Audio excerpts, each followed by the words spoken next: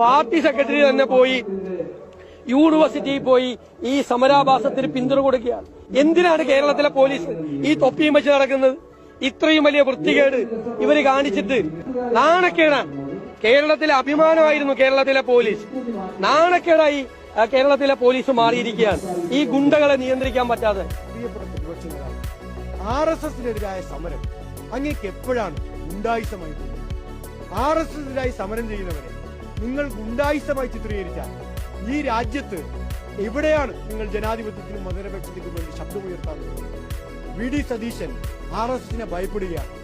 അദ്ദേഹം പറവൂരിൽ RSSന്റെ ഒരു പരിപാടിയിൽ പങ്കെടുക്കുന്ന ചിത്രം RSS പുറത്തുവിട്ടു, നമ്മളെല്ലാവരും കണ്ടതാണ്.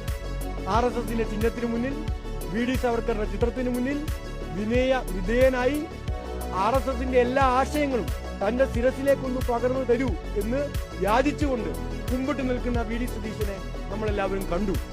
KSUവിനെ പോലും സമരം ചെയ്യാൻ VD സതീശൻ അനുവദിക്കുന്നില്ല എന്നാണ് ഞങ്ങൾക്ക് അറിയാൻ കഴിയുന്നത്.